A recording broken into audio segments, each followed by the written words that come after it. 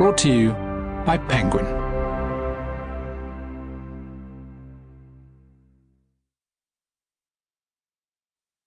Save Me by Kasten.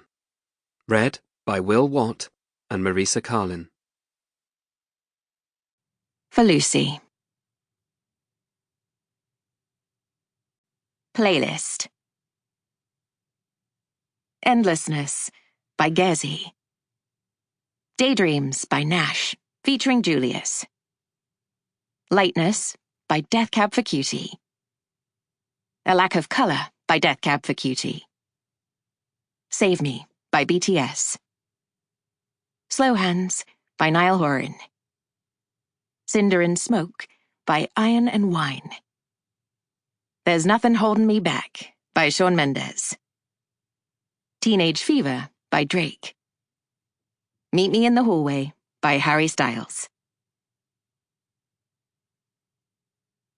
Chapter 1.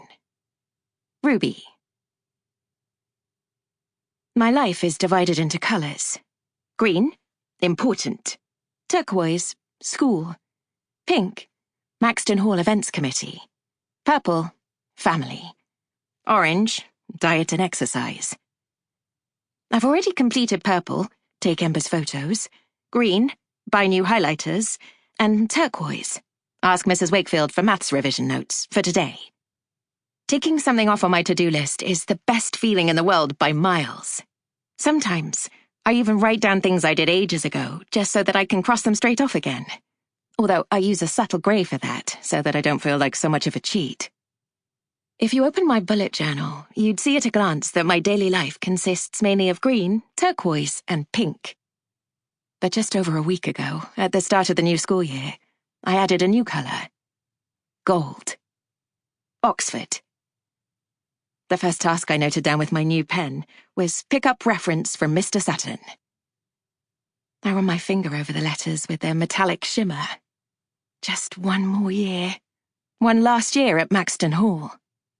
I almost can't believe that it's finally here. In a little more than a year's time, I might be sitting in a politics seminar right now, being taught by the world's cleverest people. It won't be long until I know whether my deepest wish will come true. And the mere thought makes everything within me tingle with excitement. Will I get in? Will I be able to study at Oxford? I'd be the first in my family to go to university. And I know that I'm lucky that my parents gave more than a weary smile the first time I announced, at the age of 7, that I was going to go to Oxford, and later that I wanted to study philosophy, politics, and economics.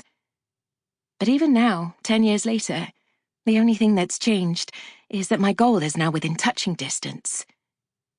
It still feels like a dream that I've even got this far. I keep catching myself in the fear of suddenly waking up and realising that I'm still at my old school and not at Maxton Hall, one of England's most famous independent schools.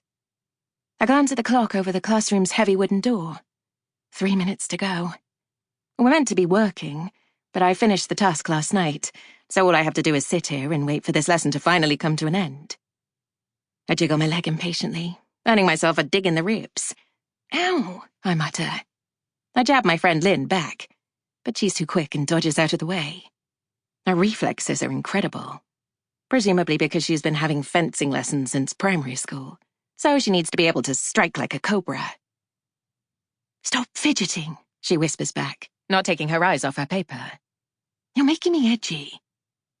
That makes me pause. Lynn never gets nervous.